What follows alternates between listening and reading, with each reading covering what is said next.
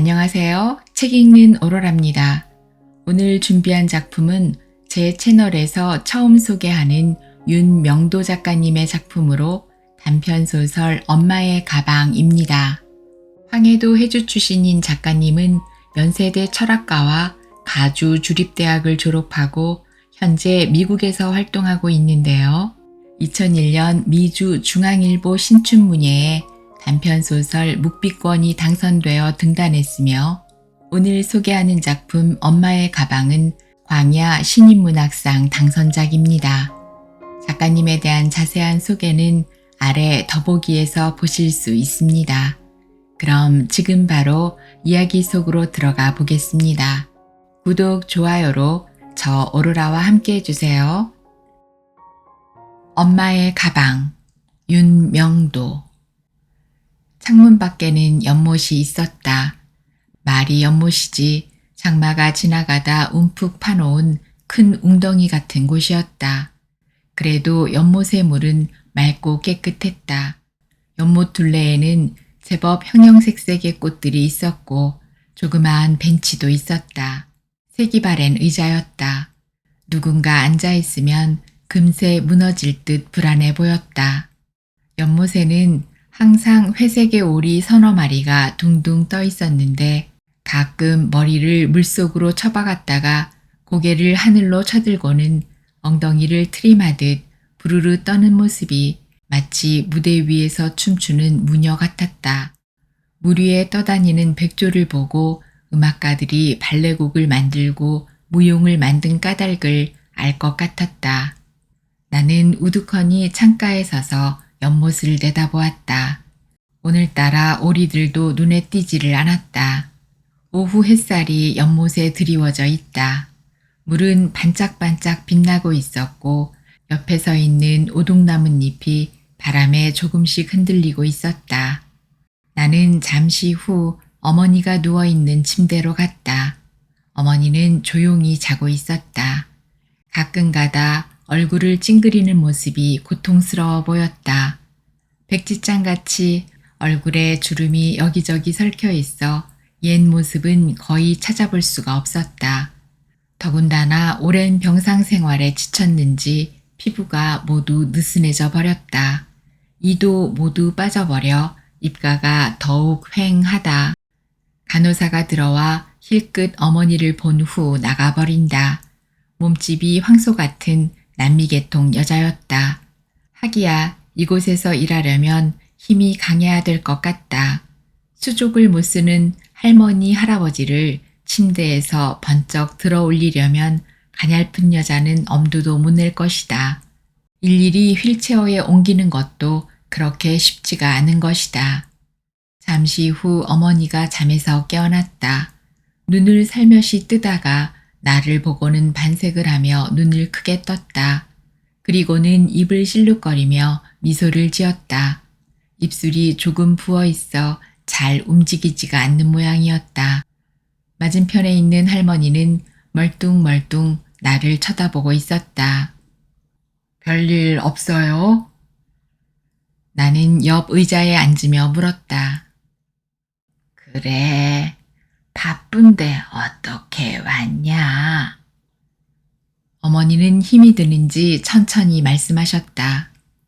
바쁘긴요. 그래, 점심은 잘 드셨고요. 어젯밤 잘 잤어요? 대변은요? 나는 너무 갑자기 많은 것을 질문했다고 생각했다. 나는 어머니를 일으켜 세워 휠체어에 앉혔다. 전보다 몸이 가벼워진 것 같았다. 그리고 휠체어를 끌고 창문 곁으로 갔다. 말을 안 해도 어머니는 내가 올 적마다 창문 밖 연못가를 보기 좋아하기 때문이다. 어머니는 창문 밖을 유심히 내다보고 있었다. 연못에는 오리 한 마리가 달려가고 있었다. 그 뒤로 새끼오리 4마리가 따르고 있었다. 새끼오리는 어미오리 뒤로 나란히 줄을 맞춰 뒤뚱거리며 열심히 따르고 있었다. 오리 새끼들은 일정한 간격을 두고 있었고 물속에 들어가서도 열심히 어미 오리 곁을 떠나지 않고 헤엄을 치고 있었다.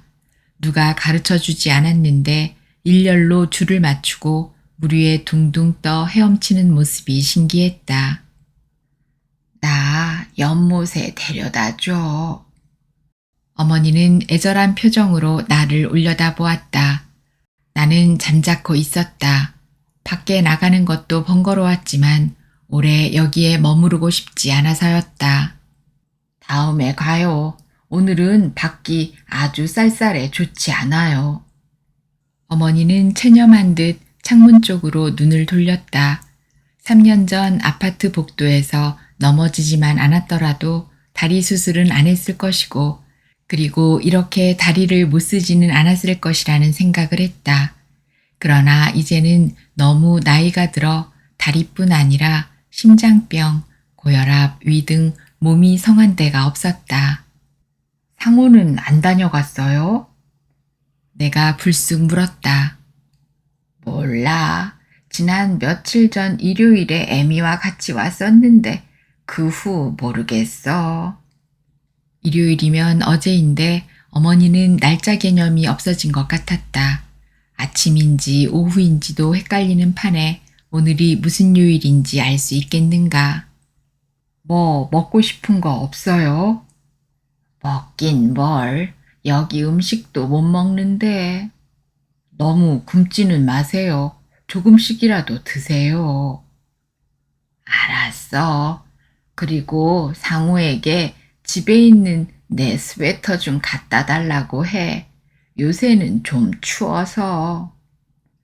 알았어요. 나는 벽에 걸린 시계를 쳐다보고 일어섰다. 더 이상 있기가 지루했다. 이제 가야겠다는 생각이 들었다. 나는 어머니에게 작별 인사를 하고 병원 문을 나섰다. 아까보다는 훨씬 시원해진 것 같았다. 이제 정기적인 어머니 병문안을 마쳤다는 홀가분한 느낌이 들었다. 순간 나는 나의 이율배반적인 마음가짐에 나 자신이 놀라고 있었다. 가기 싫은 병문안을 가서는 걱정스러운 표정으로 어머니의 동정을 살피는가 하면 병원 문을 나와서는 자식으로서의 소임을 완수했다는 것, 그리고 금세 어머니에 대해서 무관심하게 망각해버리는 위선적 태도, 나는 이제 양심의 가책도 없이 마음이 무디어진 것 같다. 그래도 나는 일주일에 한 번쯤은 어머니를 찾아뵙는데 다른 노인네 자식들은 한 달 내내, 아니 1년 내내 코빼기도 안 보이지 않는가. 그것에 비하면 나는 효자 측에 들어가지 하는 자만심으로 나 자신을 정당화시킨다. 나는 병원에서 나와 곧장 집으로 왔다. 아내가 부엌에서 저녁 준비를 하고 있었다. 그래, 어머니는 어떠세요? 아내가 물었다. 병원에 가기 전 아내에게 전화로 알렸기 때문에 그녀는 내가 병원에서 오는 것을 알고 있었다. 밤낮 그렇지 뭐. 그리고 여보, 이따 상우한테 전화 걸어서 스웨터 좀 병원에 갈 때 가지고 가라고 해. 당신이 전화 걸지 왜 나보고 걸라고 해요? 아내가 퉁명스럽게 대답했다. 그 앤 병원을 가보는 거야, 마는 거야. 그래도 지엠인데. 나는 그 말을 하면서 서재로 들어갔다. 지엠이라. 내가 말이 좀 지나쳤나 하는 생각이 불현듯 났다. 나는 책꽂이에서 오래된 앨범 하나를 끄집어냈다. 저녁 식사까지는 아직 1시간이나 남았을 것 같아 앨범을 뒤적거렸다. 요즘 나는 나이가 들어서인지 옛날 생각이 자꾸 그리워졌다. 그래서 심심하면 앨범을 꺼내 옛날에 찍었던 사진을 보며 과거로 나 자신을 달려가 보는 것이다. 이번에는 아주 오래된 앨범을 꺼내보았다. 이미 놀 때 한국에서 가지고 온 것으로 내가 아주 어렸을 때부터 찍은 사진들이었다. 빛이 조금은 바랜 흑백 사진들이 대부분이었다. 돌아가신 아버지의 젊었을 때의 모습, 중고등학교 시절 소풍 가서 찍었던 사진들, 한여름 집들 수도가에서 동생 상호와 윗도리를 벗은 채 히덕거리며 찍은 사진, 교회에서 어머니와 찍은 사진, 그리고 군대에서 찍었던 사진들이었다. 지금 생각해보면 돌이킬 수 없는 즐거운 시절인 것 같았다. 그러나 그때 나는 왜 나 자신을 불행한 존재로 학대했을까? 항상 그 어떤 한이 맺힌 것처럼 내 젊은 시절은 반항과 갈등으로 점철되어 있었다. 마음 한구석 깊이 박혀 있는 그 어떤 씻겨 내려가지 않는 잠재의식이 나로 하여금 정상적인 젊은 생활을 가로막고 있었다. 지금 생각하면 부질없는 것이었지만 나로서는 치유할 수 없는 것이었다. 그 근본적인 원인이 바로 내 어머니는 나를 낳아주신 어머니가 아니라는 것과 상호는 내 친동생이 아니라는 거부 반응적인 반발의식에서부터 시작되었다. 아버지가 이북에서 피난 오시면서 어머니와 어린 동생을 고향 땅에 남겨두고 누나와 나만 데리고 호롤단신 넘어왔을 때만 해도 아버지는 설마 식구가 완전히 헤어지랴 생각하셨다. 며칠 있다가 유엔군이 쳐들어 올라갈 줄 알았고 우리 식구는 다시 만나리라 생각하셨다. 그러나 그 설마가 38선이라는 것으로 완전 단절이 되었고 그때부터 모든 인생이 엉뚱한 방향으로 흘러가 버렸다. 다시는 만날 길이 없다는 판단을 내린 지 얼마간 지나서 아버지는 지금의 어머니를 만난 것이었다. 어머니도 결혼한 지 얼마 안 되어 남편을 전쟁터에서 잃어버린 불행한 여자였다. 젖먹이 상호를 데리고 험난한 피난 생활을 한다는 것은 젊은 여자로서는 도저히 힘에 겨운 일이었고 아버지 역시 어린 자식들을 돌보며 먹고 살자니 너무 고달팠던 처지에 두 사람은 쉽게 가까워질 수밖에 없었다. 그러나 아버지는 어머니가 이북에 버젓이 살아있는데 새로 다른 여자와 산다는 것은 양심상 용납이 안 되었으며 어린 내가 생각해도 있을 수 없는 일이라고 생각했다. 아버지는 며칠을 두고 고민하는 것 같았다. 술을 먹고 들어오는 날이 많았고 집에 와서도 나와 누나의 눈치를 슬금슬금 보는 것 같았다.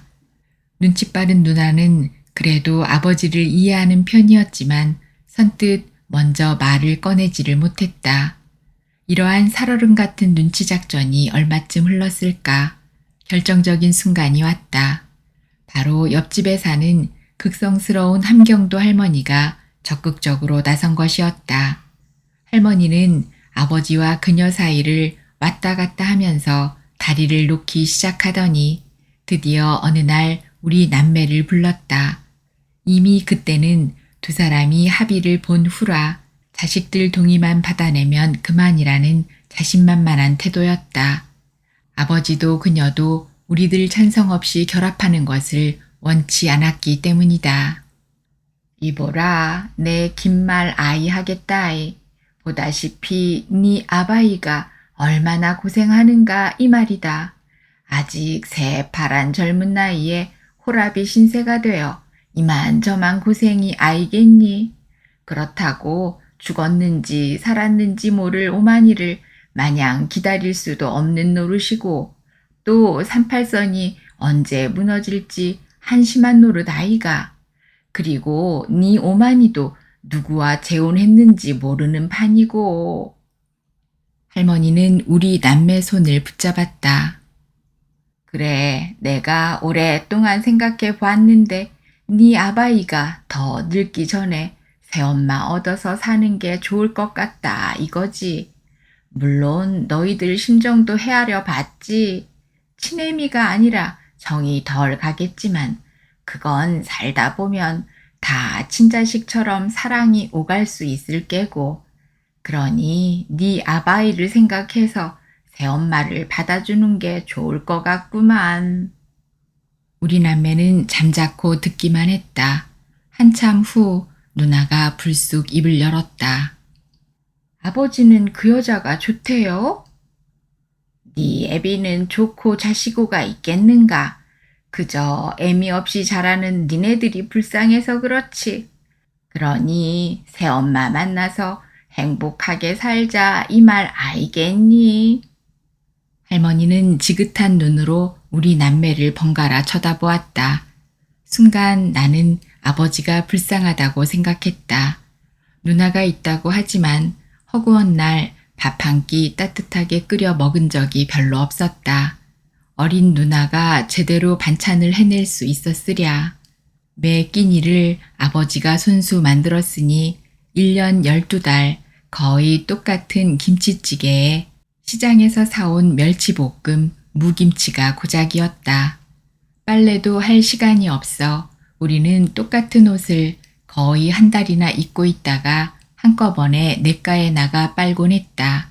그래서 우리는 어머니가 있었으면 얼마나 좋았을까 하는 아쉬움이 있었다. 누나와 나는 우리 자신보다는 아버지를 위한다는 생각에 새엄마를 받아들이기로 했다. 그리고 어쨌든 우리는 집안을 이끌어 나갈 어머니가 절실히 필요할 때였다. 새엄마가 우리 식구와 합류한 이후로 아버지는 더욱 활기차 있었고 새엄마도 열심히 집안을 꾸려나갔다. 누나와 나는 처음 몇 달을 새엄마를 엄마라고 부르지를 않았다. 도저히 엄마라는 호칭이 나오지가 않았다. 그러나 그녀는 전혀 기분 나빠하지 않고 우리한테 각별히 신경 써서 잘해주었다. 오히려 그녀 친자식 상호보다 우리를 더 위해주는 편이었다. 상호는 나보다 3살 아래인데 나하고는 성격이 아주 달랐다. 슬슬 눈치만 보고 말도 더듬더듬거리는 것이 아주 내성적이었다. 항상 자기 엄마 치마 쪽만 붙잡고 우리 남매와 어울리기를 싫어했다. 나도 그 녀석이 못마땅해 별로 말을 하지 않았다. 그런데 어느 날이었다. 내가 중학교 다니던 때였다. 그때 우리는 서울로 이사와 아버지가 남대문 시장에서 큰 철물점을 하고 있었고 집안 사정도 넉넉하던 시절이었다. 아버지는 아침 일찍 철물점에 나갔다가 밤늦게 들어오셨고 새엄마가 집안일을 도맡아 했다. 그날도 저녁 식사는 상호와 나 그리고 새엄마뿐이었다. 누나는 대학 입시 준비하느라 도서관에 가고 집에 없었다. 나는 묵묵히 밥을 먹고 있었다. 그날따라 반찬이 시원치가 않았다. 항상 먹는 신김치에 갈치조림, 나물무침, 우거지국이 전부였다. 나는 한 번도 새엄마에게 반찬 투정을 해본 적이 없었다. 아니, 반찬 투정이 아니라 그 어떤 짜증 섞인 불평 한마디도 한 적이 없었다. 그렇다고 뭐 하나 특별하게 졸라대지도 않았다. 어머니는 어머니, 나는 나. 우리는 항상 건너지 못하는 강물을 사이에 두고 우리의 길을 걷고 있었던 것이다. 그 강물은 끝도 없이 흘러가고 있었고 결코 마르지 않았다. 점점 물이 불어나 강물 폭이 넓어지기만 했다. 가끔 저쪽 편에 있는 어머니가 내 쪽을 애처롭게 쳐다보지만 나는 그저 모른 척 앞만 보고 걸어갈 뿐이었다. 나는 식사를 끝내고 말없이 일어섰다. 아직도 상호 녀석은 민기적 밥을 국에 말아먹고 있었다. 나는 마치 식당에서 식사를 끝내고 계산대로 가듯이 벌떡 일어나 방문을 나섰다. 그리고 내 방으로 건너와 책상을 정리하고 있었다. 내일 치룰 중간고사 시험이 급했다. 그런데 책들을 정리하다 보니 어제 사온 수학 문제집이 없었다. 아마 건넌방에 두고 온 것 같았다. 나는 무심코 방문을 열었다. 순간 식사를 하고 있던 상호와 어머니는 화들짝 놀라며 반찬 그릇 하나를 밥상 밑으로 내려놓는 것이 아닌가. 나는 무심코 상호의 숟가락으로 시선이 갔다. 그는 막 입속으로 넣다만 숟가락을 그대로 들고 있었다. 숟가락 위에는 떠다 담은 밥 위에 노르스름한 계란 부침이 있었다. 보나마나 밥상 밑으로 감추어둔 것은 계란 부침이 틀림없다고 나는 생각했다. 나는 순간 심한 분노가 치밀어 올랐다. 방문을 박차고 나갈 때 당황한 어머니 목소리가 들려왔다. 예, 동수야, 어딜 가냐? 그녀는 상당히 당황했는지 목소리가 떨렸다. 나는 도저히 내 방으로 들어갈 수가 없었다. 그날 나는 집을 나와 밤거리를 헤매었다. 그날처럼 나를 낳아주신 어머니가 그리워질 수 있었을까? 하도 어렸을 때 헤어져 얼굴도 잘 기억이 안 나지만 그러나 어딘가 있을 어머니가 그토록 보고 싶었다. 밤거리에 수많은 사람이 홍수처럼 밀려다니지만 나는 그저 나 혼자였다. 그 누구도 나를 눈여겨보는 사람도 없었고 나에게 말을 거는 사람도 없었다. 그러나 나의 진짜 어머니가 어디선가 길 저쪽에서 나를 초조하게 기다리고 있을 것 같아 무조건 걸어갔다. 그러나 앞만 걸어도 어머니는 보이지를 않았다. 나는 다시 뒤를 돌아 오던 길로 다시 걸었다. 내 어머니가 길 반대편에서 기다리고 있을 것이라는 생각이 난 것이었다. 밤늦도록 기다리고 있는 어머니를 찾아 헤매고 다녔지만 나는 만나지를 못했다. 기진맥진하여 집에 돌아오니 아버지는 아직 안 돌아오셨다. 아니, 어딜 갔다 이제 오냐? 얼마나 걱정을 한 줄 아니? 새엄마가 초조한 눈으로 나를 쳐다보았다. 나는 아무 대꾸 없이 내 방에 들어와 책상에 앉았다. 그리고 책을 펼쳤지만 머릿속에 들어오지를 않았다. 잠시 후 방문이 조용히 열리며 누군가 들어오고 있었는데 나는 뒤돌아보지 않은 채 묵묵히 책을 보는 척 했다. 내 등 뒤로 오자 그는 무언가 내 책상 위에 올려놓고 슬며시 나가는 것이었다. 김이 모락모락 나는 만두였다. 나는 새엄마가 방문을 나갈 때까지 고개를 돌리지 않았다. 내가 제일 좋아하는 찐만두를 어디서 구했는지 새엄마가 놓고 나간 것이었다. 며칠 후 상호한테 들은 얘기지만 내가 집을 나가자 잠시 후 어머니는 나를 찾으러 오는 길에 중국 식당에 들러 만두를 사온 것이었다. 그 후 나는 입을 다물고 될 수 있으면 말을 적게 했다. 집안은 항상 우울했고 무거운 기운이 떠나지를 않았다. 집에 와서는 나는 내 방에 틀어박혀 공부만 했다. 내 마음속은 항상 그 어떤 돌덩어리 같은 것이 있어 내 가슴을 짓누르고 있었다. 어머니를 볼 때마다 나는 내 가슴 속에 있는 돌덩어리가 퉁겨져 나올 것 같은 느낌이 났고 그 돌덩어리가 어머니 가슴에 박힐 것 같았다. 시간이 흘러갈수록 내 가슴의 뭉치는 사라지지가 않았다.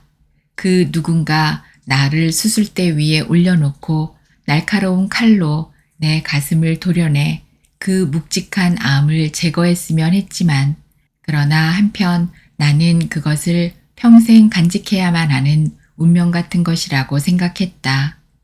그러다가 나는 고등학교를 졸업하고 내가 원하는 좋은 대학에 당당히 합격을 하게 되었다. 집안 식구는 물론 모든 사람이 기뻐했다. 나도 물론 말할 수 없는 승리감이랄까, 성취감에 마음이 무척 부풀어 있었다. 합격자 발표 후 나는 거의 매일 술집으로 끌려다녔다. 잘 마시지도 못하는 술을 축하턱이라 하여 이 친구 저 친구한테 얻어마신 것이었다. 지금까지 마음 한구석에 쌓였던 어두운 잔재가 알코올로 말끔히 씻겨 내리는 것 같았다. 이제 보라는 듯이 내 청춘을 내 마음껏 살아나가면 되는 것이다. 괜히 새엄마 때문에 우울하게 내 인생을 보낼 필요는 없는 것이다. 새엄마는 내 인생에 더 이상 간섭할 수도 없을 뿐더러 나 또한 새엄마에 대하여 연연할 필요가 없다고 생각한 것이었다. 그만큼 내가 이제는 성숙했다고 자부한 것이었다. 그러던 어느 날 밤늦게 집에 들어왔을 때 아버지가 나를 조용히 불렀다. 아버지는 내가 집에 들어올 때까지 초조하게 기다린 듯 잿더리에 담배꽁초가 수북히 쌓여 있었다. 뭔가 심상치 않다고 나는 직감하면서 아버지 앞에 앉았다. 동수야, 아버지는 장기침을 한번 하시고는 나를 힐끗 쳐다보셨다. 네, 너를 부른 것은 좀 기니 할 말이 있어서 내 말 다 끝날 때까지 잘 듣거라. 다름이 아니고 네 대학 문제다. 네가 그렇게 어렵게 공부해서 인류대학에 붙은 거 아버지로서는 정말 기쁘다. 학교를 제대로 못 나온 내 주제에 내 자식이 떳떳하게 대학 가는 거 내 한을 풀어주는 것 같아 나로서는 뭐라 말할 수 없이 기쁜 경사라고 생각한다. 그런데 동수야, 아버지는 담배에 불을 붙이고는 한 모금 빨고 길게 연기를 내뿜었다. 그런데 내가 문제가 생겼다. 등록금 문제인데 내가 어떻게 해서라도 네 학자금은 뼈가 빠지는 한이 있더라도 마련하려고 애를 써왔다. 그런데 요새 장사도 잘 안 돼서 돈이 돌아야지. 빚도 좀 얻어보려고 사방팔방 다녔는데 그게 잘 되지를 않는구나. 아버지는 내 눈치를 살폈다. 나는 무슨 말을 할지 얼른 떠오르지 않았다. 그러나 마음 한구석 그 무언가 무거운 기운이 서서히 떠오르면서 불길한 예감이 생기기 시작했다. 동수야, 그래서 내가 깊이 생각해 봤는데 한 1년 정도 대학을 쉴 수 없겠냐? 1년쯤 지나면 형편이 좀 나아질 거다. 아버지 사정이 그렇다면 할 수 없죠. 나는 담담히 말을 했다. 돈이 없다는데 어떻게 할 것인가? 괜히 아버지를 고민에 빠지게 하고 싶지 않았다. 대학이야 1년쯤 쉬었다가도 뭐 그리 큰 손해 볼 것이라고 생각지를 않았다. 그동안 아버지 장사나 도와주면서 나는 나대로 돈도 좀 벌면 되지 않는가. 아버지 너무 신경 쓰지 마세요. 대학 1년쯤 늦게 가면 되니까요. 동수야, 정말 고맙다. 그래도 이 애비 마음 알아주는 건 너밖에 없어. 네, 상호만 없었다면. 아버지는 말끝을 흐렸다. 네? 상호라뇨? 나는 뭔가 불길한 예감이 머릿속을 스쳤다. 상호? 그러고 보니 상호가 이제 중학교를 졸업하고 고등학교에 진학하게 되었다는 것이 이제야 생각났다. 고등학교에 입학하게 되면 자연히 입학금이니 등록금이 엄청나게 들어갈 것은 뻔한 것이었다. 그렇게 되면 한 해에 자식 둘이 학교를 가게 되니 집안으로서는 경제적으로 큰 부담이 될 수밖에 없는 것이었다. 순간 상호와 새엄마가 동시에 머리에 떠올랐다. 그들을 위해서 나는 희생을 해야 하는 것이다. 그리고 아버지도 친자식인 나에게 희생을 강요하는 것이다. 나는 얼굴이 굳어졌다. 가슴속에는 그동안 사라졌던 분노와 적개심이 서서히 일어나기 시작했다. 나의 이 돌발적인 태도를 눈치챘는지 아버지는 헛기침을 한 번 하시고 무겁게 말씀을 하셨다. 대학이야 좀 늦게 가도 되지만 상호 그의 고등학교는 뒤로 미룰 수 없지 않느냐. 그러니 동수 네가 크게 마음 한번 쓰거라. 내 가슴은 점점 뜨겁게 달아오르기 시작했다. 숨도 가빠지기 시작했다. 상호의 비실비실 웃는 모습이 내 앞에 다가왔다. 오래전 그가 나 몰래 숨기고 먹던 계란부침의 밥상이 생각났다. 아버지, 그래 친자식보다 어두운 놈이 더 중하십니까? 나는 결국 하지 말아야 할 말을 뱉어버렸다. 순간 무언가 뜨거운 것이 철썩 내 뺨에 와 닿았다. 네 이놈, 그래 말이면 다 하냐? 상호가 네 동생이 아니고 굴러들어온 거지 새끼냐? 그리고 아버지는 벌떡 일어나셨다. 고얀 놈, 너 같은 놈이 대학 가면 뭘 하냐? 그런 심보 가지고 배우면 뭘 해? 돈이 아깝지. 아버지는 방문을 박차고 나가셨다. 나는 한동안 머리를 푹 숙인 채 가만히 앉아 있었다. 머릿속은 뭔가 거미줄 같은 것이 막 엉켜져 있었다. 회한과 미움, 증오심, 아버지에 대한 동정심 같은 것이 서로 복잡하게 흐트러져 있었다. 눈에서는 뜨거운 것이 고였다. 상호와 새엄마가 없었더라면 내가 이렇게 질투와 미움의 화신이 되지는 않았을 것이라고 생각되었다. 그런 일이 있은 한 달 후 나는 군대에 자원 입대했다.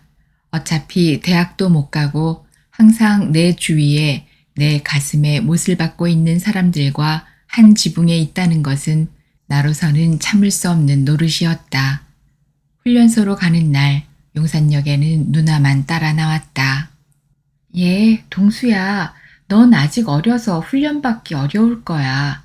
괜히 높은 사람한테 대들지 말고 고분고분 말 잘 들어. 넌 다 좋은데 가끔가다 쓸데없는 반항심 같은 성질이 있더라. 나는 대답 대신 미소만 지었다. 이제 모든 것을 체념하고 고된 군대 생활에 내 몸을 던질 각오를 가지고 있었다. 엄마도 나오려고 했는데 너한테 짐이 될까봐 못 나왔어. 그러니 너무 섭섭하게 생각지 말어. 짐이라? 엄마는 나의 짐이 된다는 말인가? 부모가 자식의 짐이 된다는 것은 참 불행한 일이다. 누나, 이제 가봐. 나 혼자 있어도 되니까. 그래도 떠나는 것을 봐야지. 얼마 후 나는 입소하는 무수한 무리들에 끼어서 역 개찰구로 나가기 시작했다. 배웅 나온 사람들은 길 한쪽에 몰려 우리들을 보고 있었다. 누나의 모습도 보이지 않기 시작했다. 막 개찰구로 빠져나갈 때였다. 역 저편 상가 쪽에서 낯익은 옷차림이 서성거리는 것이 눈에 띄었다. 검은색 목도리에 자주색 스웨터를 입은 중년 차림의 여자였다. 나는 개찰구로 걸어나가며 자세히 그녀를 보았다. 틀림없이 새어머니였다. 그녀는 나를 보고 있는 건지 그저 이쪽을 바라보고 있는 건지 모르지만 우리 일행 쪽으로 시선을 두고 있었다. 멀리서 보는 것이지만 그녀의 모습은 초췌해 보였다. 군대는 모든 것을 단순하게 만들었다. 생각도 행동도 일률적이고 단순했다. 복잡하게 생각할 겨를도 없지만 또 그럴 필요도 없는 것이었다. 훈련받는 동안 나는 내 마음속에 앙금처럼 깔려있는 새어머니에 대한 생각이 깊은 바다에 잠겨있는 것처럼 잠시 내 상념에서 떠나 있었다. 고된 훈련이 사람을 육적이고 감각적인 동물로 변해버리게 했던 것이다. 실컷 먹고 실컷 잠자는 것 외에는 생각나는 것이 없었다. 훈련이 끝나고 전방부대에 배치되자 나는 또 하나의 심리적 갈등이 생겼다. 명색이 서울에서 인류대학에 합격한 그래도 엘리트 측에 들어간다고 자부했는데 군대에서 만들어낸 계급사회에서 내 인격적인 자존심은 여지없이 부서져 나갔던 것이다. 군대는 사회적 신분이 어떻든 계급으로 사람이 평가되는 곳이었다. 모욕적인 인간 이하의 대우를 나보다 훨씬 못 배운 자에게 받았을 때의 그 울분은 참기가 어려웠다. 시간이 갈수록 내 인내심은 끝이 보이는 것 같았고 뭔가 일을 저지를 것 같은 심정이었다. 이러한 절박한 상황에 있던 나에게 월남 파병의 기회가 왔다. 차라리 월남 전쟁터가 내 이 모든 부정적인 울분과 분노와 증오를 폭발할 수 있는 좋은 기회라고 생각했다. 물론 그때 상황은 가장 위험한 때라 언제 생명이 속절없이 사라질지도 모르는 것이었다. 그러나 나는 내 생명이 폭풍 속의 촛불처럼 극히 위험하다 해도 나로서는 내 마음을 송곳처럼 찌르는 모욕감이 죽음보다 더 참기 어려웠던 것이다. 월남으로 떠나며 나는 곰곰이 생각해 보았다. 이제 나는 군대 생활을 적응 못해 또 다른 탈출구로 향해 가고 있었다. 나는 왜 지금까지 현실을 현실대로 받아들이지 못하고 저항 속에서 살아야 하는가? 새어머니를 어머니로 받아들이고 상호도 내 동생 그대로 받아들였으면 나는 훨씬 밝은 내 생활을 가졌을 것 아닌가. 결국은 어두운 그늘 속에서 내 스스로 내 짐을 더 무겁게 만드는 것밖에 없었다. 그러나 답답하게도 이 무거운 짐을 내가 내려놓고 싶어도 내려지지가 않았다. 항상 내 마음속에 무겁게 자리 잡고 있는 것이었다. 얼마나 시간이 흘렀을까? 아내의 부르는 소리가 들렸다. 아니, 여보, 뭐 하세요? 저녁 다 됐는데요? 아, 그래. 내가 깜빡 졸았나? 나는 긴 상념에서 깨어나 식탁으로 걸어나갔다. 여보, 이번에 당신 동생이 가게 하나 더 냈다는데 요새 같은 불경기에 돈이 어디서 나서 또 냈죠? 아내가 못마땅한 듯 퉁명스럽게 물었다. 아내는 미국에 와서 봉급쟁이 생활만 해서 큰 돈은 만지지 못하고 겨우 지금 살고 있는 집 한 채 마련한 것이 고작이라 남이 장사 잘해 떵떵거리고 잘 사는 것이 항상 부러웠던 것이다. 더군다나 형보다 동생이 더 잘 사는 것이 아내로서는 은근히 세민한 것이었다. 아무리 돈을 잘 벌어도 그렇지 무슨 돈이 있어 가게를 또 샀지? 아내는 무언가 나에게 캐낼 것이라도 있는 듯 내 말을 기다렸다. 글쎄, 걘 워낙 안 쓰는 노랭이라 틈틈이 모았겠지. 나는 시큰둥하게 대답했다. 아니에요. 지금의 가게 가지고는 먹고 살기에도 힘들다고 항상 죽는 소리 했다고요. 이번에도 분명히 돈이 어디서 생긴 게 틀림없어요. 아내는 무언가 짚히는 것이라도 있는 듯이 말을 했다. 나는 그 순간 그 의미가 무언지 금세 알아차렸다. 그럼 이번에도 어머니가 줬단 말이야? 내가 약간 흥분해 아내를 쳐다보았다. 아니, 딱 그랬다는 것보다는요. 내가 며칠 전 어머니를 찾아뵐 때 어머니가 좀 이상한 말씀을 하셨다고요. 글쎄, 어머니가 정신이 오락가락 하셔서 나를 스티브 엄마인 줄 알고 착각하시더라고요. 스티브는 상호의 첫째 아들이다. 나는 밥숟가락을 놓고 아내의 다음 말을 기다렸다. 어머니가 글쎄 내 손을 붙잡고 하시는 말씀이 얘야, 너무 고생 많지? 내가 죽기 전에 니네들한테 줄 건 다 줘야지. 내가 그냥 가지고 있으면 뭘 해? 하시더라고요. 그래서 내가 어머니 뭘 줄 게 있다고 그러세요? 하고 물었죠. 그래? 어머니가 뭐라고 하셔? 내가 다그쳐 물었다. 그런데 어머니는 피곤하신지 더 이상 말씀을 안 하시더라고요. 10여 년 전 상호는 미국 온 지 얼마 안 돼 집을 샀다. 그때는 우리가 처음으로 막 집을 장만한 직후였다. 몇 년에 걸쳐 틈틈이 모은 돈으로 겨우 방 3개짜리 단층 집을 샀는데 상호는 뒷뜰이 널찍한 2층 집을 턱하니 산 것이다.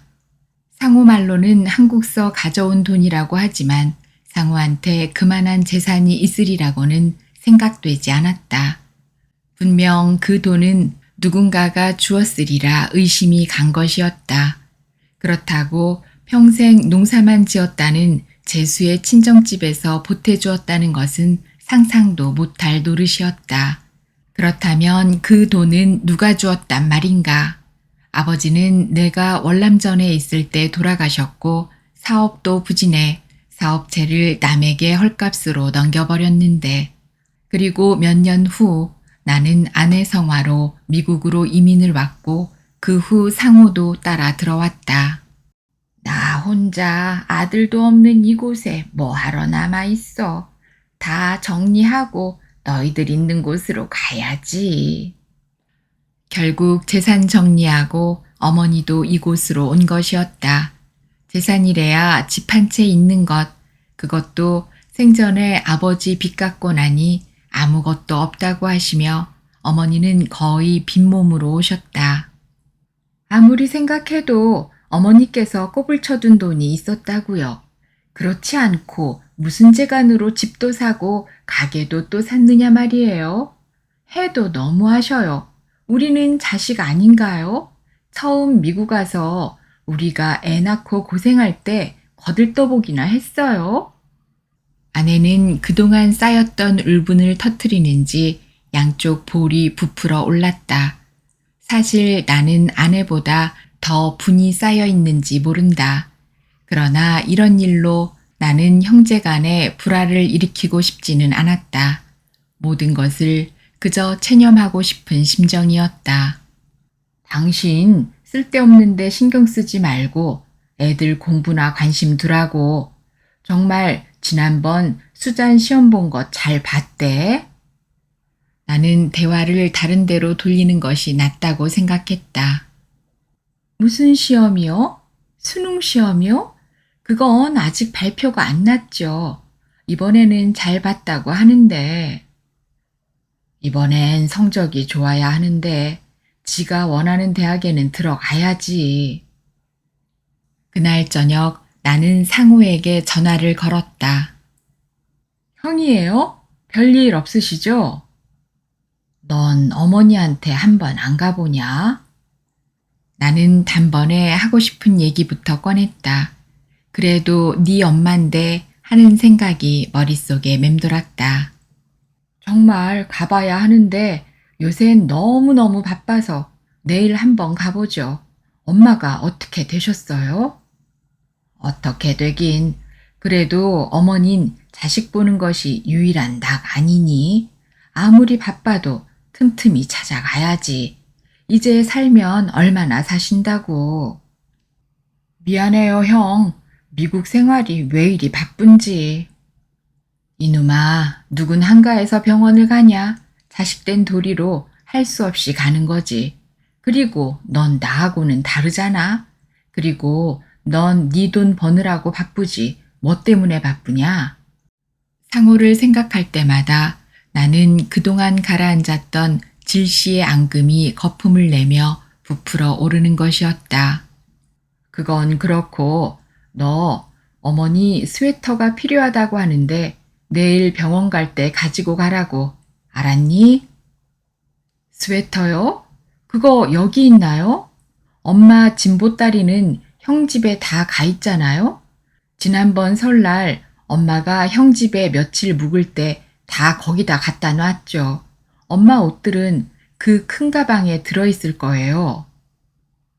그러고 보니 어머니 가방이 옷장에 아무렇게나 내팽겨져 있는 것이 생각났다. 그리고 나서 한 번도 관심 있게 어머니 짐을 챙기지 않았던 것이다. 그래? 한번 찾아보지. 그래, 이번에 가게 또 하나 냈다고? 넌 돈도 많구나. 밤낮 죽는 소리 하더니. 분리하면 대화의 줄기를 다른 데로 돌리는 것이 내 습관일까? 나는 은근히 빈정대는 말투로 물었다. 아, 그거요? 아니, 형, 내가 돈이 어디 있어요? 이번에 집을 담보로 은행에서 돈을 좀 뽑아냈고, 기철이 알죠? 내 고등학교 동창. 그 애한테 돈 좀 빌렸죠. 가게 하나 가지고 도저히 먹고 살 수 있어야지요. 그래서 가게 하나 또 냈죠. 응, 그래. 하여간 잘 되길 바란다. 요새 하도 불경기라 조심해서 잘 하라고. 너무 벌리지 말고. 나는 상우가 결코 거짓말을 한다고 보지는 않았다.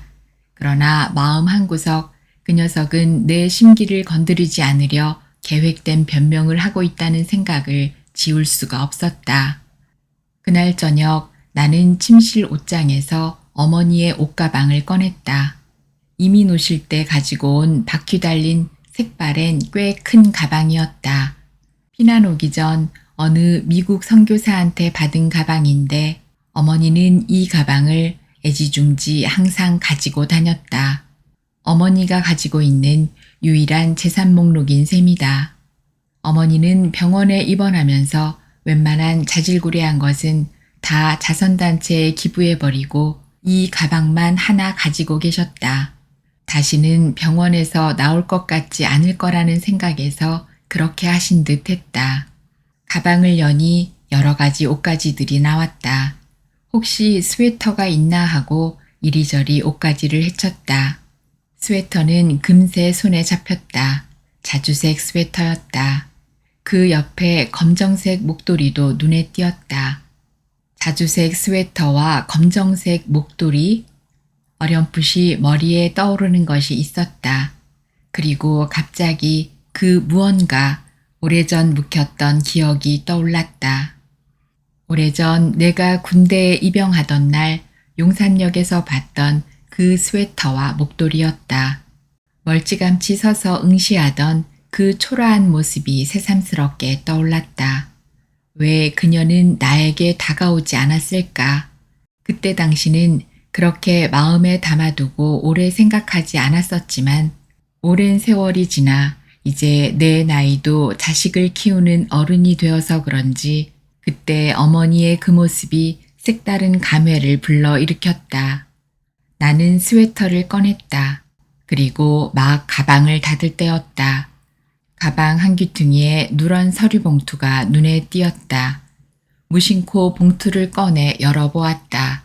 이미 노실 때 가지고 온 여러 가지 서류가 들어있었다. 여권, 호적 등본 및 사본, 웰페어 신청 서류 등이 들어있었다. 그리고 편지 봉투보다 약간 큰 누르스름한 봉투도 끼어 있었다. 뭔가 하고 열어보았다. 거기에는 항공으로 보낸 편지가 들어있었다. 흑백 사진 서너 장, 그리고 은행 관계 서류가 있었다. 사진은 부산 피난 시절 우리 가족이 사진관에서 찍었던 것이 한 장, 그리고 내가 월남에서 전투복을 입고 찍었던 사진, 그리고 우리 식구가 미국 처음 와서 찍었던 사진들이었다. 그리고 보면 사진은 전부 내 사진들 뿐이었다. 나는 다시 항공봉투를 열어보았다. 그것은 내가 월남에 있었을 때 아버지에게 보낸 편지였다. 나는 편지를 보낼 때마다 항상 아버지 이름으로 보냈고 내용도 아버지에게 보내는 것들이었다. 누나의 이름만 들먹거렸지 어머니와 상호의 이름을 편지에 올린 적이 없었다. 그러나 이 편지에는 특별히 어머니의 안부를 물은 글귀가 첫 줄에 나와 있었다. 그때 당시 어머니가 협심증으로 병원에 한동안 입원하셨다는 소식을 듣고 아무래도 어머니의 안부를 묻는 것이 자식된 도리가 아닌가 해서 편지 첫머리에 한두 줄 적어 보냈던 유일한 편지였다. 정말 걱정이 되어 마음에서 우러나와 쓴 것이 아니라 그저 인사치레로 쓴 것이었다. 그런데 어머니는 이것을 고이 간직하여 먼 미국 땅까지 가지고 온 것이었다. 나는 편지와 사진들을 가방 안 한쪽으로 밀어넣고 다른 서류가 없나 뒤적거렸다. 그러다 은행 이름이 찍힌 서류를 하나 발견했다. 그것은 은행에서 발행한 정부 채권이었다. 액면 10만 불짜리 장기 정부 채권이었다. 그것은 어머니가 가입자로 되어 있고 만기 날짜는 앞으로 5년이 남아 있었다. 발행한 날짜로 보아 어머니가 미국에 들어왔던 그 해였다.